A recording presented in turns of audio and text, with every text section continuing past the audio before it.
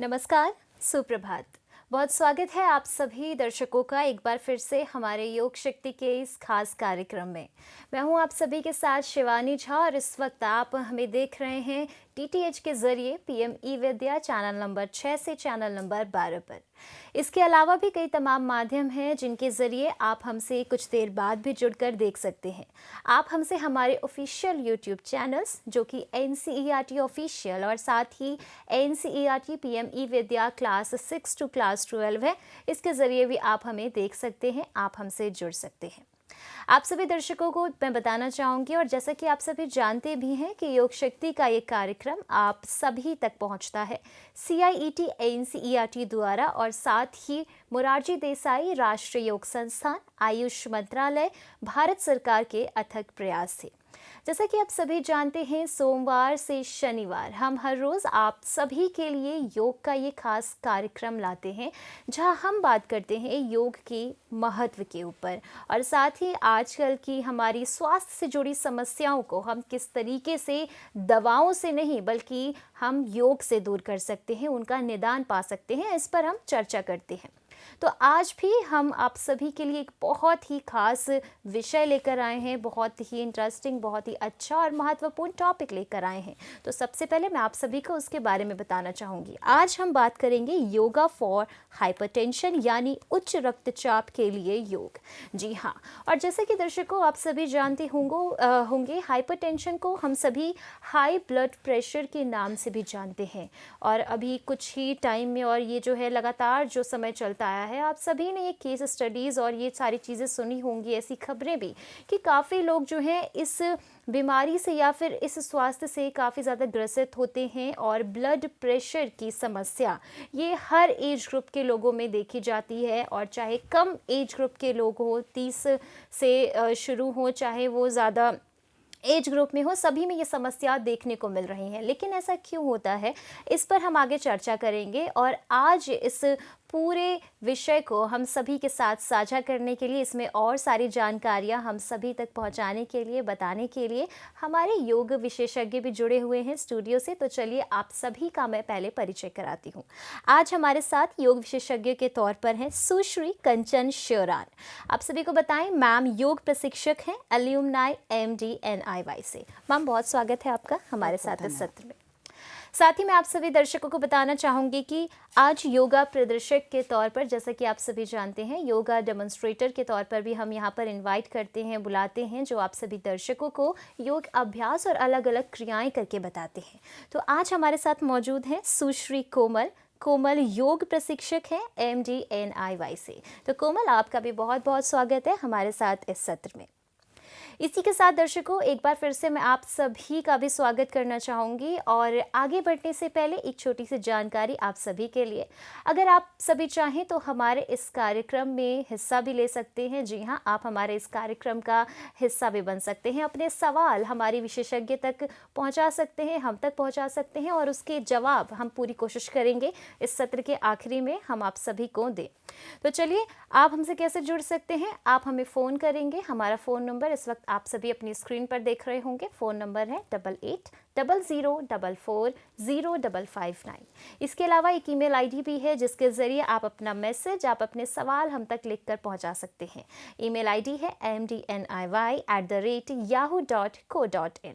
इसके साथ ही आप कमेंट बॉक्स के थ्रू भी अपने क्वेश्चन हम तक पहुंचा सकते हैं, सवाल हम तक पहुंचा सकते हैं। आप हमारे NCERT ऑफिशियल और साथ ही एक और चैनल जो है हमारा NCERT PM E Vidya class 6 to 12, इस पर भी बाद में जब हमें देखेंगे तो कमेंट बॉक्स में आप जाएंगे और वहां पर अपने सवाल हम तक पहुंचाएंगे। तो बिना किसी देरी के दर्शकों, चलिए अब हम आज के अपने इस योग सत्र को यहाँ पर शुरू करते हैं। और जैसा कि मैंने आप सभी को ही बताया कि आज हम बात करने वाले हैं उच्च रक्तचाप के लिए योग यानी हाइपरटेंशन। और सबसे पहले क्यों ना हम सभी यही समझ लें कि आखिर में हाइपरटेंशन या फिर उच्च रक्तचाप होता क्या है और इसको हम आसान भाषा में कैसे समझ सकते हैं। तो मैं चलूँगी हमारी एक्सपर्ट के साथ। मैम, आपसे जानना चाहेंगे कि हाइपरटेंशन को हम कैसे समझ सकते हैं, ये उच्च रक्तचाप आखिर होता क्या है और हमारे दर्शक जो हमें देख रहे हैं उनको कैसे पता चलेगा कि ये समस्या आखिर होती क्या है? जी बिल्कुल। तो जैसा कि आपने पूछा कि उसमें हाई ब्लड प्रेशर क्या होता है। जी। तो सिंपल से एक एक्सप्लेनेशन के साथ हम उसको समझेंगे कि जो हमारा हार्ट होता है वो एक पंपिंग स्टेशन है जो कि आपके शरीर में ब्लड के फ्लो को पूरे शरीर में भेजता है। अब उसका जो प्रेशर है वो आपकी जो रक्त की जो धमनियाँ होती हैं जिनको आर्टरीज कहा जाता है, जब लेफ्ट वेंट्रिकल से आपका ब्लड फ्लो पूरे शरीर में जाता है तो उसमें एक प्रेशर क्रिएट होता है। तो जो इसको सिंपल समझा जाए तो जो धमनियों पर लगने वाला एक्सेस दाब है जिसको हम रक्तचाप के माध्यम से डिफाइन कर सकते हैं। अब इसमें उच्च आने का मतलब क्या हुआ कि हमारा जो नॉर्मल ब्लड प्रेशर लेवल होता है वो होता है आपका 120/80 mmHg, अर्थात इसको दो टर्म्स में डिवाइड करते हैं, सिस्टोलिक एंड डायस्टोलिक। सिस्टोलिक जो कि आपका जैसे ही आपका जो हार्ट है वो ब्लड को फ्लो करता है तो एक प्रेशर के साथ जब वो अपने हार्ट से धमनियों की तरफ जाता है तो जो धमनियाँ होती हैं उनमें एक बहुत अच्छा प्रेशर क्रिएट होता है। उस प्रेशर का जो मैक्सिमम वैल्यू होती है उसको हम सिस्टोलिक वैल्यू कहते हैं और जो कि सामान्य स्थिति में 120 होती है। परंतु अगर वही किसी भी वजह से अगर उसमें कोई दबाव आ गया, चाहे वो कोलेस्ट्रॉल की वजह हो, कोई भी रीज़न हो, तो उसमें जो दबाव की वजह से उसकी जो नंबरिंग है वो बढ़ जाती है। सपोज़ वो आपकी 120 से बढ़कर 130, 140 तक जब पहुंच जाती है तो उसको हाइपरटेंशन की स्थिति में गिना जाता है। हाइपरटेंशन बेसिकली एक ऐसी स्थिति है जिसमें आपका जो ब्लड फ्लो है जो आपके आर्टरीज में जाता है उसका प्रेशर होता है वो बहुत ज़्यादा बढ़ जाता है और इसमें आप इसको एक तरीके से एक साइलेंट किलर कहा जाता है क्योंकि इसके बारे में आपको पता ही नहीं चलता। बिल्कुल। तो यहाँ पर मैम आपने बहुत अच्छे तरीके से हमारे सभी दर्शकों को बताया और आप सभी भी जान चुके होंगे कि आखिर में हाइपरटेंशन क्या समस्या होती है और किस तरीके से आप सभी को हो सकती है, और साइलेंट किलर भी इसको कहा जाता है, जैसा कि मैम ने आप सभी को बताया। इसके बाद ज़रूरी हो जाता है कि हमें पता कैसे चलेगा कि ये समस्या हमें हुई है या फिर नहीं हुई है, तो इसको जानना भी काफ़ी ज़रूरी है। तो इसमें मैम मैं आपसे जानना चाहूँगी कि इसके कारण क्या होते हैं और साथ ही इसके लक्षण क्या हमें देखने को मिलते हैं हाइपरटेंशन में। जी बिल्कुल जी। तो जैसा कि साइलेंट किलर मैंने इसको पहले एक नाम दे दिया है कि आप इसके बारे में पता नहीं कर पाते जब तक कि ये किसी स्ट्रोक के रूप में या फिर किसी सीवियर डैमेज के रूप में निकल कर बाहर नहीं आता। अब इसके कारणों पर हम जाते हैं तो जब भी कोई प्रॉब्लम आती है तो उसका जो मुख्य कारण होता है वो आपका जीवन शैली संबंधित होता है, क्योंकि आपकी जो लाइफस्टाइल होती है जो आज के आधुनिक जगत ने उसको एक जीवन शैली बना लिया है जो कि पूरी तरह से आपके लिए बीमारियों का घर बनकर आता है। जो हमारी सर्काडियन क्लॉक होती है, देर रात तक जागते हुए रहना, उसको पूरी तरह से परिभाषित नहीं करता है। ऐसा कहा जाता है कि सूर्यास्त के बाद में आपको खाना भी नहीं खाना चाहिए, जो कि हमने बुरी तरह से चेंज कर लिया। लोग 12-12 बजे तक स्नैकिंग करते रहते हैं। तो इस तरीके से जो हमारी एक रिदम है, जो हमारे शरीर का एक सर्काडियन क्लॉक होना चाहिए कि सूर्यास्त के बाद में आप कुछ खाएं नहीं, टाइम से सो जाएं और सुबह जल्दी उठें, उसको फॉलो ना करना उसका मुख्य कारण है, क्योंकि ये पूरी तरह से एक जीवन शैली आधारित बीमारी है। उसके अलावा उसके मुख्य कारण में आ जाता है मोटापा, बहुत ज़्यादा तनाव की वजह से आप जानते हैं कि हार्मोनल इम्बैलेंस बहुत ज़्यादा होता है, जिसकी वजह से आपके शरीर में अनेक प्रकार की व्याधियां जन्म ले लेती हैं और उन्हीं की वजह से उसका एक मुख्य कारण आ जाता है मोटापा तो जड़ होता है बहुत सी बीमारियों की। अब इसमें लक्षण के बारे में थोड़ा सा चर्चा कर लेते हैं। लक्षण इसके मुख्यतः ये होते हैं कि जी मचलाना, सर दर्द और अचानक से आपने देखा होगा कि कुछ लोगों की हार्ट बीट बहुत ज़्यादा बढ़ी रहती है। वो कोई भी काम जब करते हैं तो एक एंजाइटी, एक टेंशन और एक बहुत ज़्यादा स्ट्रेस में जाकर वो करते हैं, जिसकी वजह से उनका जो पंपिंग स्टेशन है वो बहुत हाई स्पीड से पंप करता है और उनको एक बेचैनी सी लगती है, बहुत ज़्यादा पसीना आना, शरीर में थकावट होना, उल्टी आना, सीवियर हेड एक, सर दर्द भी इसमें आपने देखा होगा और बहुत से इसके लक्षण हैं। और जब ये बहुत ज़्यादा सीवियरिटी में बढ़ जाता है तो ये किडनी और आपके हार्ट स्ट्रोक, ब्रेन स्ट्रोक, इन सब में आप इसको देख सकते हैं। जी, तो यहाँ पर दर्शकों आप सभी ने जान लिए कि लक्षण और यहाँ पर साथ ही क्या क्या कारण होते हैं हाइपरटेंशन के।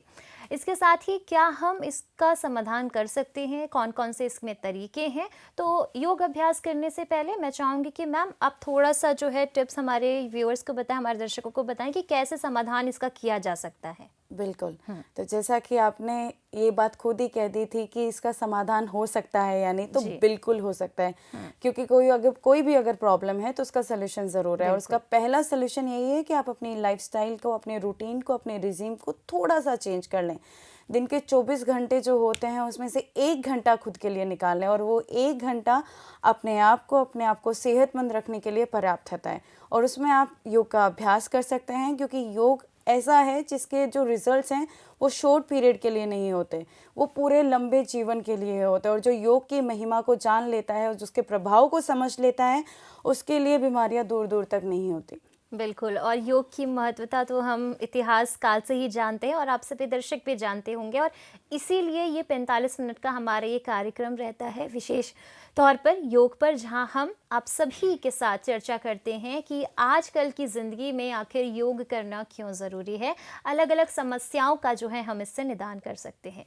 तो अब आप सभी ने हाइपरटेंशन के बारे में जो जानकारियां हैं वो ले ली होंगी, और अब चलिए जानते हैं कि कौन कौन से ऐसे योग अभ्यास हैं जिन्हें करने से आप सभी इस समस्या का निदान कर सकते हैं, समस्याओं को कम कर सकते हैं। तो मैम, सबसे पहले आज योग अभ्यास कौन सा करने वाले हैं हम? जी चलिए, जी। अपनी कमर गर्दन सीधी करिए और आराम से अपने स्थान पर बैठ जाइए। अब हम योग का अभ्यास प्रारंभ करेंगे। योग का अभ्यास प्रारंभ करने से पहले अपने शरीर और मन को पूरी तरह स्थिर करते हुए, अपने ध्यान को किसी निश्चित बिंदु पर केंद्रित करते हुए धीरे से अपनी कोमलता से अपनी आंखों को बंद कर लीजिए।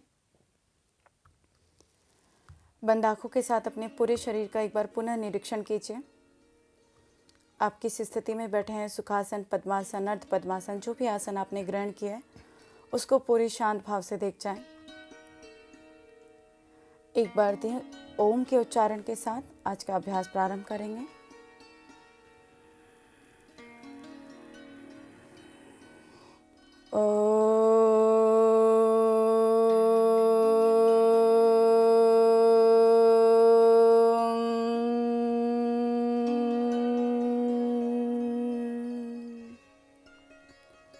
प्रार्थना के लिए दोनों हाथों की नमस्कार मुद्रा।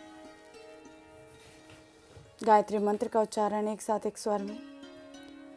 ओम भूर्भुवः स्वः तत्सवितुर्वरेण्यं भर्गो देवस्य धीमहि धियो यो नः प्रचोदयात्।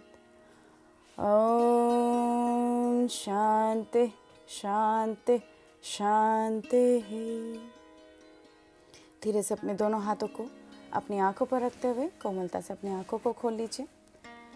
चलिए, आज का जो अभ्यास हम प्रारंभ करेंगे वह आराम से आप अपने स्थान पर खड़े हो जाइए। हम कुछ डायनामिक मूवमेंट के साथ आज की प्रैक्टिसेस को करेंगे, तो उसमें आपको विशेष ध्यान यही रखना है कि अपनी सजगता को अपने अभ्यास के साथ बनाकर रखना है। ब्रीदिंग यहाँ पर जैसा कि हाई ब्लड प्रेशर होता है तो उसमें विशेष ध्यान ये दिया जाता है कि आप जितना हो सके अपनी ब्रीदिंग को डीप कीजिए, जिसकी वजह से आपको उसमें जो प्रेशर क्रिएट हो रहा है, क्योंकि हम देखते हैं अमूमन जब हम कोई भी हाई इंटेंसिव एक्टिविटी करते हैं तो उसमें हमारी जो हार्ट रेट होती है वो भी इंक्रीज़ होती है। तो हार्ट रेट इंक्रीज़ होने की वजह से प्रेशर बढ़ता है। तो अभी आपको इतना ही करना है कि जो भी अभ्यास आप करेंगे उसमें आप अपनी ब्रीदिंग को डीप रखने की कोशिश करेंगे, लंबा गहरा श्वास रखने की कोशिश करेंगे। हमारी जो पहली क्रिया है, डायनामिक मूवमेंट है, वो है ग्रीवा शक्ति विकासक। उसके लिए आप अपने स्थान पर आराम से समस्थिति में खड़े हो जाएं। श्वास को भरते हुए अपनी गर्दन को पूरा ऊपर की तरफ खींचें, पूरा अच्छा खिंचाव अपनी थायराइड ग्लैंड पर लेकर आएं। श्वास को खाली करते हुए पूरा नीचे। ग्रीवा शक्ति विकासक की तीनों क्रियाएं हम यहाँ पर करेंगे। डायनामिक मूवमेंट है तो लगातार करते रहना है। श्वास भरते हुए ऊपर, श्वास खाली करते हुए नीचे, बिल्कुल आराम से। श्वास भरते हुए ऊपर, ब्रीदिंग को जितना डीप कर सकते हैं उतना डीप करने की कोशिश। धीरे से वापस यहीं पर रिलैक्स, चेंज करेंगे दाएं से बाएं की ओर। श्वास भरें, गर्दन को झुकाएं दाएं तरफ, खाली करते हुए फिर से श्वास भरें, गर्दन झुकाएं बाएं तरफ। ग्रीवा शक्ति विकासक 1 2 3, ये 3 मूवमेंट हैं जो आप अपनी नेक को, अपने शरीर को अभ्यास में तैयार करने के लिए कर सकते हैं। बहुत बड़े। श्वास को खाली करते हुए फिर से दाईं तरफ अच्छे से झुकाएं।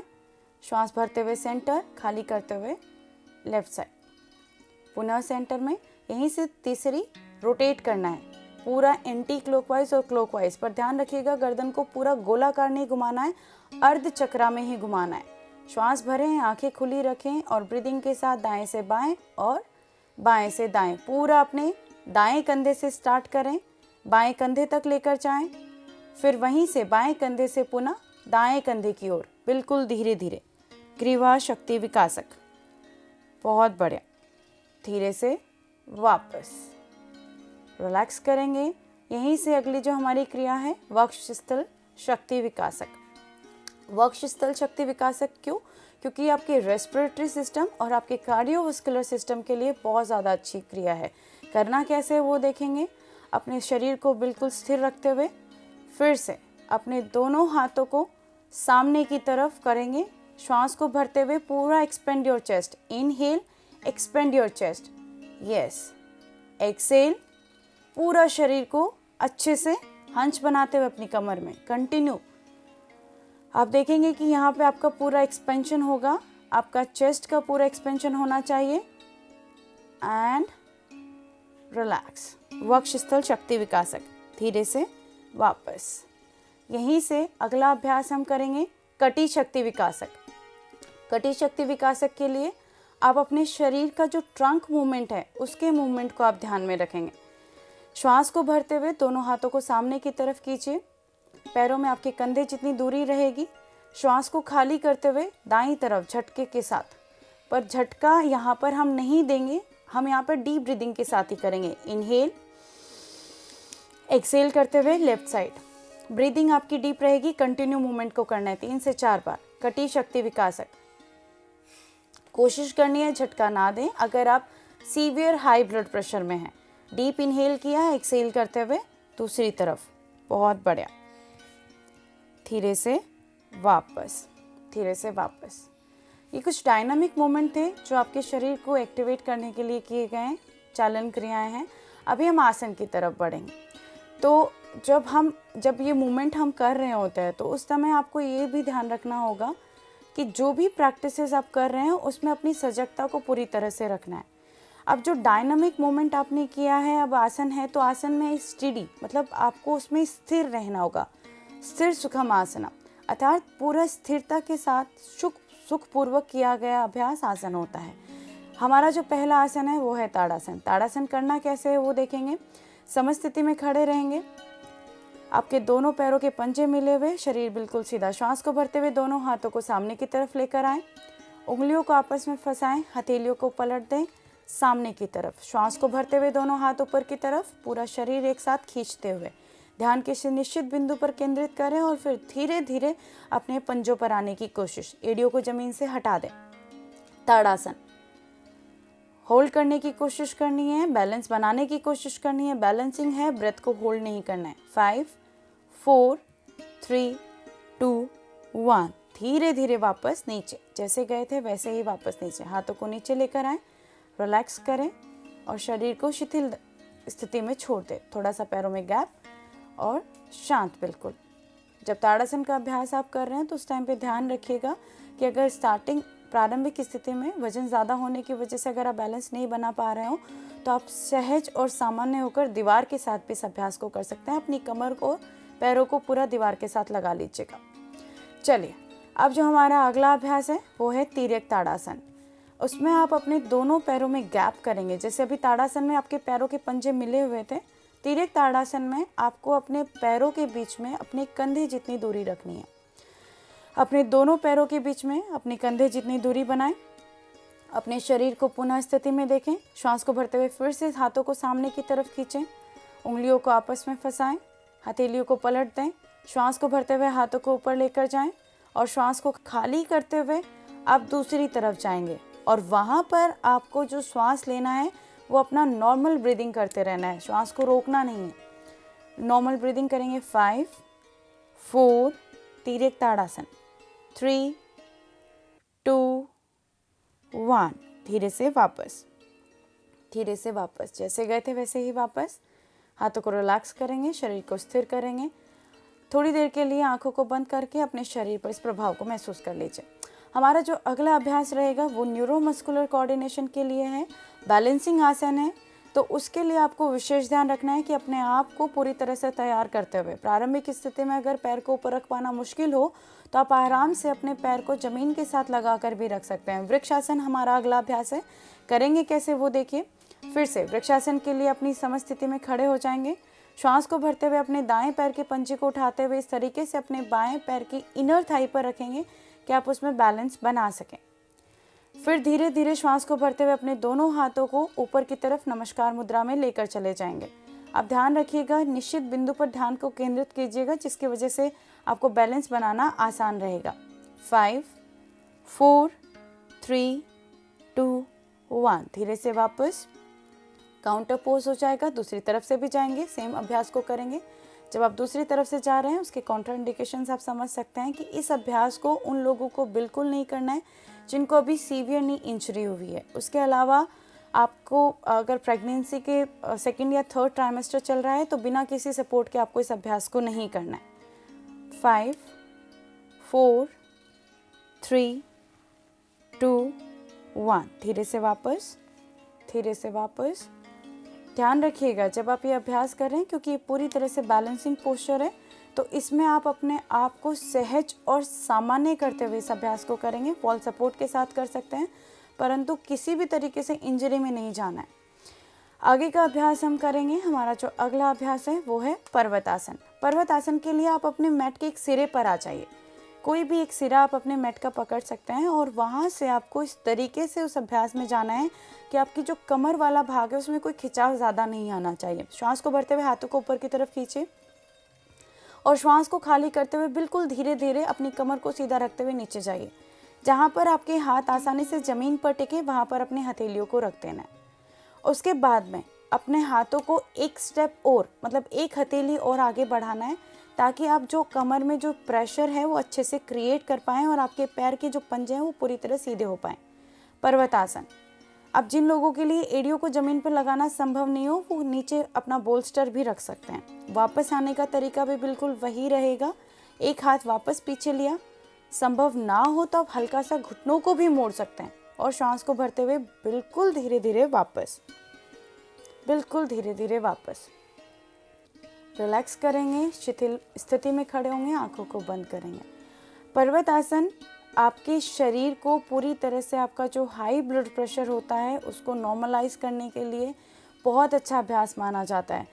रीज़न आप इसमें देखते हैं कि थोड़ा सा हार्ट की तरफ जो फ्लो है ब्लड का वो बढ़ता ज़रूर है, परंतु उसके साथ साथ में आपका पूरा शरीर एक आकृति में होता है जिसमें आप अपनी दोनों उतना ही लोअर लिम्ब पे प्रेशर डाल सकते हैं और उतना ही अपने अपर लिम्ब पे।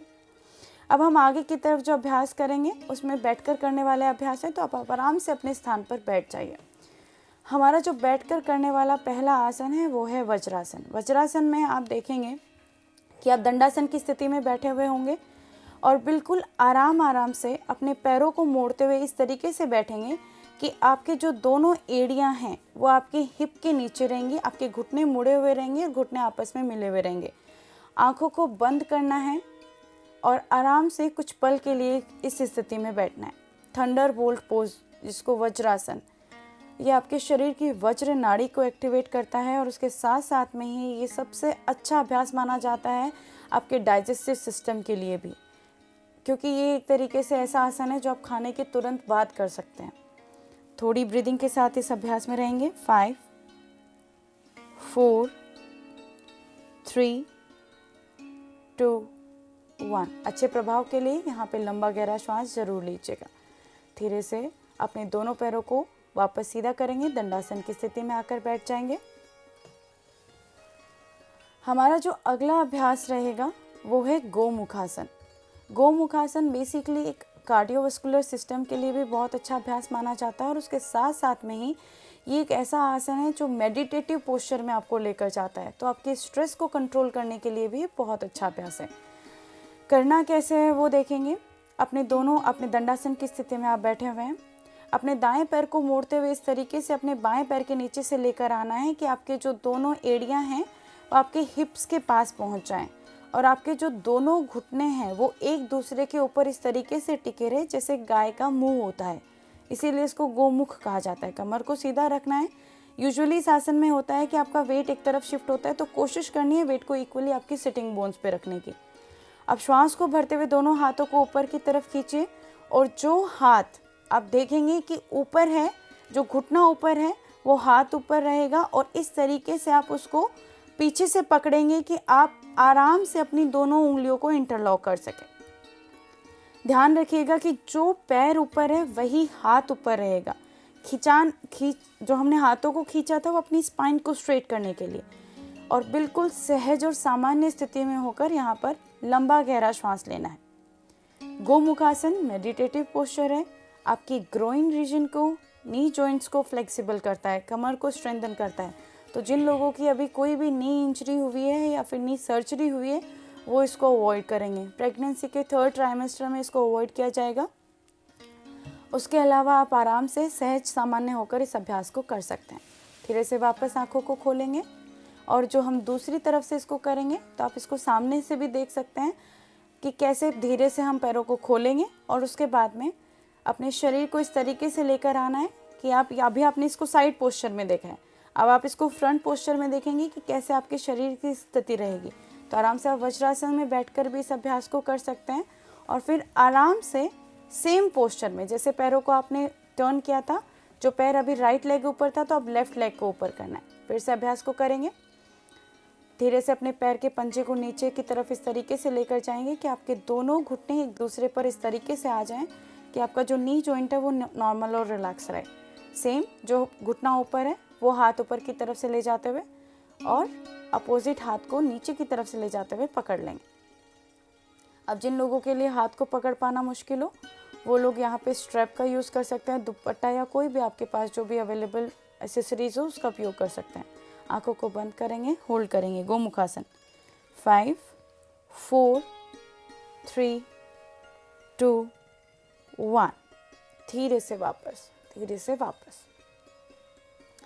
आगे की तरफ बढ़ेंगे। आगे की तरफ बढ़ने के लिए हमारा जो अगला अभ्यास है वो है जानुशिरासन। जानुशिरासन एक तरीके से आप देखेंगे कि फॉरवर्ड बेंडिंग आसन भी इसको माना जाता है। तो इसका विशेष सजगता आपको ये रखनी है कि अगर आपको सीवियर लंबर स्पॉन्डिलाइटिस है, कमर में बहुत ज़्यादा दर्द है, तो आपको इस अभ्यास को नहीं करना है, और सजगता के साथ किसी इंस्ट्रक्टर की देखरेख में ही करना है। करना कैसे है जानुशिरासन आप देखेंगे। अपने दंडासन की स्थिति में बैठे हुए हैं। श्वास को भरते हुए अपने दाएं पैर के पंजे को इस तरीके से मोड़िए कि उसकी जो इनर थाई है वो आपके बाईं इनर थाई पर लग जाए, एड़ी आपकी बाईं इनर थाई पर लगे। श्वास को भरते हुए दोनों हाथों को ऊपर की तरफ खींचिए, और श्वास को खाली करते हुए अपने पैर के अंगूठे को पकड़ लीजिए, जो पैर का अंगूठा सीधा है। जानुशिरासन। आराम से अपने माथे को अपनी शिन बोन पर लगाने की कोशिश कीजिए। प्रारंभिक स्थिति में संभव ना हो तो सहज और सामान्य होकर आप बोल्स्टर का प्रयोग भी कर सकते हैं। नॉर्मल ब्रीदिंग रखेंगे, शरीर को स्थिर करने की कोशिश करेंगे। 5 4 3 2 1। धीरे धीरे वापस, बिल्कुल आराम से। दूसरी तरफ से भी करेंगे काउंटर पोज। ध्यान रखिएगा आसन, हर एक आसन की विशेषता और उसका प्रभाव महसूस करने के लिए आप उसको लंबे समय तक होल्ड कीजिए, बिल्कुल आराम से, जैसे गए थे वैसे ही। विशेष ध्यान, कमर में दर्द है तो नहीं करना है। प्रेगनेंसी के 1st ट्राइमेस्टर के बाद आपको इसको बिल्कुल नहीं करना है। अपने हिप और ग्रोइन रीजन में जो अच्छा खासा स्ट्रेच हो रहा है उसको रिलैक्स और रिलीज करना है। नी कैप को रिलैक्स करना है, और पूरा स्ट्रेच अपने शिन बोन, अपनी काफ मसल्स, अपनी क्वाड्रिसेप मसल्स पे फील करना है। 5 4 3 2 1। धीरे से वापस, जैसे गए थे वैसे ही वापस आराम से। दंडासन की स्थिति में बैठ जाएंगे। एक तरीके से प्रिपरेटरी आसन भी माना जाता है जो हम अगला आसन करने जा रहे हैं उसका। तो हमारा जो अगला अभ्यास है वो है पश्चिमोत्तानासन। पश्चिमोत्तानासन दोनों सेम इसी स्थिति में, दंडासन की स्थिति में आप बैठे हुए हैं। श्वास को भरते हुए दोनों हाथों को खींचिए ऊपर। अभी आपके दोनों पैर सीधे रहेंगे, पंजों को अपनी तरफ खींच के रखिएगा और श्वास को खाली करते हुए जाइए नीचे जितना जा सकते हैं, बिल्कुल आराम से। अपनी फर्स्ट 2 फिंगर का हुक बनाकर अपने पैर के अंगूठे को पकड़ सकते हैं। संभव ना हो, आराम से जितना संभव हो उतना ही खींचतान करनी है, क्योंकि इसमें बहुत अच्छा स्ट्रेच आता है आपकी हैमस्ट्रिंग पे, आपकी क्वाड्रिसेप मसल्स पे। एब्डोमेन पूरी तरह से कॉन्ट्रैक्ट होता है। उसके साथ साथ में आप देखेंगे कि इसमें जो ब्लड का फ्लो है वो थोड़ा सा बढ़ता है, तो इसको बहुत ज़्यादा खींचतान के साथ आपको नहीं करना। पश्चिमोत्तानासन। रिलैक्स। 5 4 3 2 1। धीरे धीरे वापस, बिल्कुल धीरे वापस। हाथों को रिलैक्स कीजिए। शिथिल दंडासन की स्थिति में बैठिए, थोड़ा सा पैरों में गैप कीजिए और अभी तक आपने जो भी अभ्यास किया उनके शरीर पर प्रभाव को महसूस कीजिए। अब धीरे से हम अगले आसन की तरफ जाएंगे, तो उससे पहले अपने आप को बिल्कुल तैयार करते हुए आराम से सहज और सामान्य होते हुए हमारा जो अगला आसन है वो है तितली आसन। तितली आसन जिसको हम बटरफ्लाई पोस्चर भी कहते हैं, तो उसमें आपको ये ध्यान रखना है कि आप जब ये कर रहे हैं बटरफ्लाई या तितली आसन जब कर रहे होते हैं, तो उसमें अपने नीज को बहुत ज़्यादा एक्सर्ट नहीं करना, बहुत ज़्यादा एक्स्ट्रा प्रेशर नहीं देना ज़मीन पर लगाने के लिए। आराम से अपनी दंडासन की स्थिति में बैठे हुए हैं। श्वास को भरते हुए अपने दोनों पैरों के पंजे को इस तरीके से अपने पास लेकर आइए कि आपके दोनों पैर के पंजे, आपकी जो एड़ियाँ हैं वो आपस में मिली रहे। इंटरलॉक करते हुए अपने दोनों हाथों से अपने पैर के पंजों को पकड़ लीजिए। घुटनों को बिल्कुल ज़मीन पर लगाने की कोशिश कीजिए। आंखों को बंद कीजिए, कमर को सीधा कीजिए। तितली आसन। श्वास सामान्य रहेगा।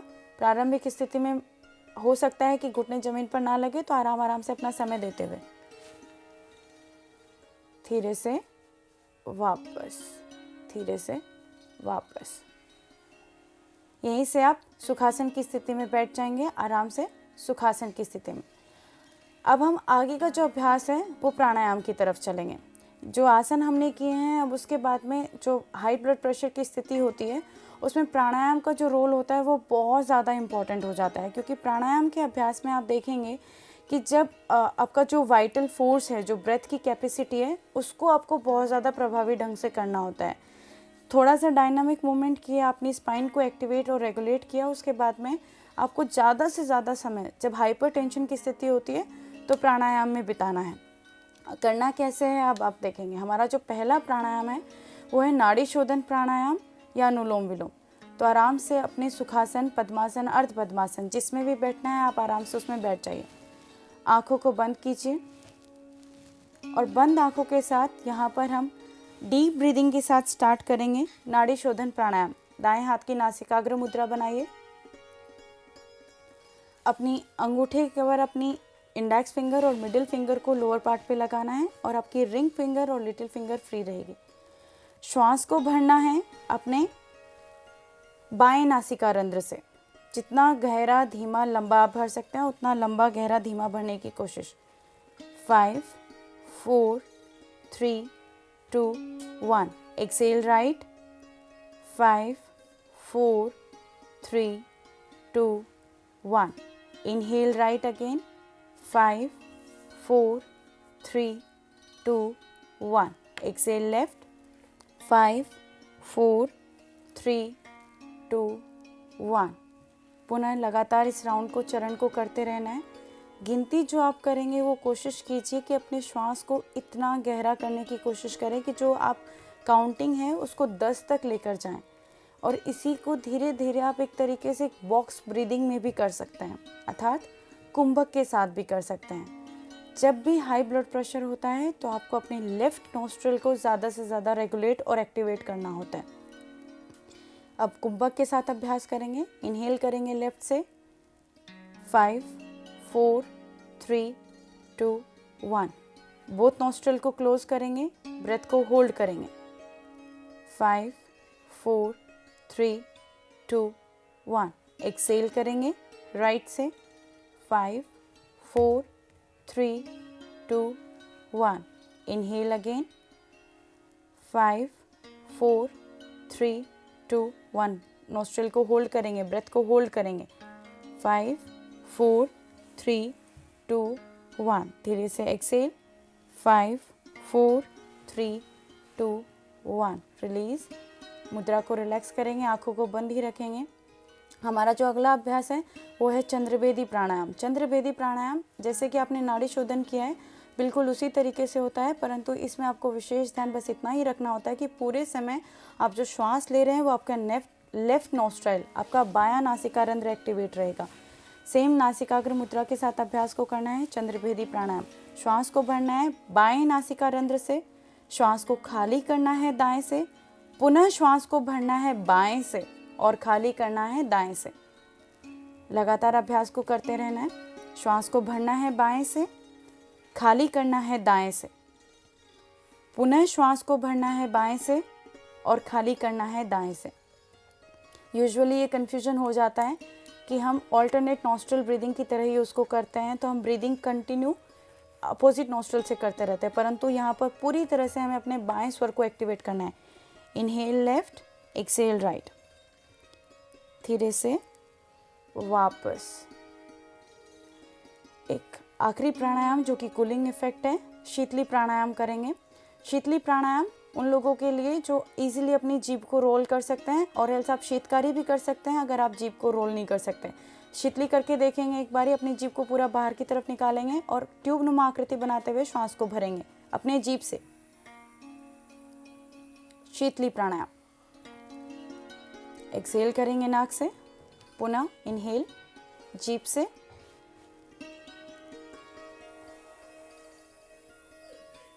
अब जो लोग अपनी जीभ को फोल्ड नहीं कर सकते वो यहीं पर अपने दांतों से श्वास को ग्रहण कर सकते हैं, शीतकारी प्राणायाम की तरह दांतों से श्वास को ग्रहण करेंगे। ये दोनों वेरिएशन है, शीतली और शीतकारी, सेम इफेक्ट देते हैं, सेम कूलिंग सेंसेशन देता है आपके शरीर को। Release and relax. बिल्कुल सहज और सामान्य होकर बैठ जाइए, शरीर पर प्रभाव को महसूस कीजिए, अपने आप को शांत और स्थिर रखते हुए। अभी तक जो भी अभ्यास आपने किया उसको शरीर पर पूरी तरह से देखते हुए आज के इस अभ्यास को हम यहीं पर समाप्त करेंगे। आप यहाँ पर डीप रिलैक्सेशन और जो प्राणायाम है हाइपरटेंशन में सबसे ज़्यादा प्रभावी रहता है। एक बार ओम के साथ अपने सत्र को यहीं पर समाप्त करते हुए भरिए लंबा गहरा श्वास।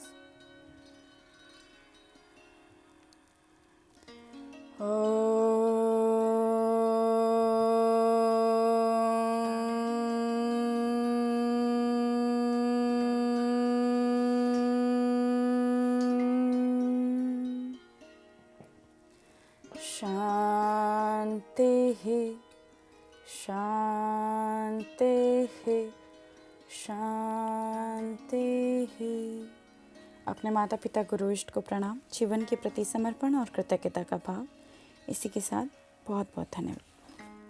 बिल्कुल, बहुत बहुत धन्यवाद मैम आपका भी। और बेहद ही रोचक यहाँ पर हमने अभ्यास जाने और क्रियाएं जानी कि किस तरीके से हाइपरटेंशन के इस समस्या को योग के माध्यम से आप सभी दर्शक भी दूर कर सकते हैं अगर आप में से किसी को ये समस्या है। अब जैसे कि मैम हमारे पास समय भी कुछ ही बचा है, तो उसी में मैं आपसे एक आखिरी प्रश्न पूछना चाहूँगी। जैसे कई सारे लोग होते हैं जो कहते हैं कि उनका लो बीपी है और कुछ जैसे हाई बीपी के बारे में हमने बात की, तो मैं आपसे जानना चाहूँगी क्या ये दोनों टर्म्स जो हैं ये सिमिलर होती हैं, एक समान होती हैं, और क्या जो हमने योग अभ्यास अभी किए हैं ये लो बीपी में भी काम कर सकते हैं ये अभ्यास? नहीं, बिल्कुल नहीं, क्योंकि दोनों अपोजिट टर्म्स हैं। तो उनमें जो अभ्यास आप करेंगे ये बेसिकली हाई ब्लड प्रेशर के लिए किए गए हैं। उच्च जब होता है तो उसमें आपका स्वर ही चेंज हो जाता है पूरी तरह से। हाई में हमें अपने बाएं स्वर को एक्टिवेट करना होता है। जितने अभ्यास होते हैं वो आपकी ब्रीदिंग के सारे, उनमें आप अपनी ब्रीदिंग की इंटेंसिटी को हाई कर ही नहीं सकते। उसमें आपको जितना हो सके अपनी मीडियम ब्रेथ के साथ अभ्यास को करना होता है। तो बिल्कुल अपोजिट प्रोटोकॉल आपको फॉलो करना पड़ जाएगा। आप अगर इसके साथ अगर आप लो बीपी का अगर समस्या है और इस अभ्यास को करेंगे तो प्रभाव की बजाय दुष्प्रभाव होंगे शरीर पर। जी, बहुत धन्यवाद मैम आपका। तो यहाँ पर दर्शकों अब हम इस सत्र को समाप्त करेंगे, लेकिन उससे पहले मैं चाहूँगी कि हमारे एक्सपर्ट यानी विशेषज्ञ का यहाँ पर हम धन्यवाद कर लेते हैं। तो मैम बहुत बहुत धन्यवाद आपका हमारे साथ जुड़ने के लिए। इसी के साथ हमारे साथ योग डेमोन्स्ट्रेटर के तौर पर जो कोमल जुड़ी हुई थी, मैं कोमल का भी बहुत बहुत धन्यवाद करना चाहूँगी। कोमल आपका भी बहुत बहुत धन्यवाद इस सत्र में हमारे साथ जुड़ने के लिए। इसके साथ ही दर्शकों अब इस कार्यक्रम को यहाँ पर समाप्त करने से पहले आप सभी के लिए एक बहुत ही महत्वपूर्ण घोषणा, और वो ये है कि अखिल भारतीय बाल शैक्षिक ई कंटेंट प्रतियोगिता 2024-25 में प्रविष्टियाँ भेजने की अंतिम तिथि जनवरी 15, 2025 कर दी गई है। यदि आप एक शिक्षक, शिक्षक प्रशिक्षक, छात्र या फिर स्वतंत्र शैक्षिक ई कंटेंट निर्माता हैं तो आप प्रतियोगिता के लिए अपना सर्वश्रेष्ठ ई कंटेंट भेजने के लिए आमंत्रित है। अधिक जानकारी एवं प्रवेश फॉर्म के लिए कृपया आप CIET की वेबसाइट जो कि www.ciet.ncert.gov.in है, इस पर जा सकते हैं, या फिर इस वक्त हमारे स्क्रीन पर दिखाए जा रहे इस QR कोड को भी स्कैन करके आप हमारी वेबसाइट तक पहुंच सकते हैं। तो हम चाहेंगे आप ज़्यादा से ज़्यादा दर्शक हमारे इस प्रतियोगिता में शामिल हों और इसका हिस्सा बने। और अब जाने से पहले जैसा कि आप सभी जानते हैं आज पूरे दिन हम कौन कौन से कार्यक्रम आप सभी के लिए लेकर आने वाले हैं, तो थोड़ी सी जानकारी आइए उस पर हम साझा कर लेते हैं। आप अपनी स्क्रीन पर देख रहे होंगे, आप अगला कार्यक्रम हमारा देखेंगे 12 से 12:30 चैनल नंबर 4 पर क्लास 4 के बच्चों के लिए, और विषय रहेगा हिंदी और शीर्षक रहेगा हुदहुद। इसके बाद आप 2 से 2:30 हमारे साथ जुड़ सकते हैं चैनल नंबर 9 पर क्लास 9 के बच्चों के लिए, और सब्जेक्ट हम लेकर आएंगे साइंस, और टॉपिक रहेगा आज का ग्रेविटेशन पार्ट 1। इसके बाद 2:30 से 3 आप चैनल नंबर 9 पर जुड़ सकते हैं क्लास 9 के बच्चों के लिए, और आज का विषय रहेगा हिंदी और शीर्षक रहेगा बच्चे काम पर जा रहे हैं। इसके बाद 3 से 3:30 आप चैनल नंबर 10 पर जुड़ेंगे हमारे साथ क्लास 10 के बच्चों के लिए, सब्जेक्ट रहेगा मैथमेटिक्स और टॉपिक रहेगा स्टैटिस्टिक्स पार्ट 1।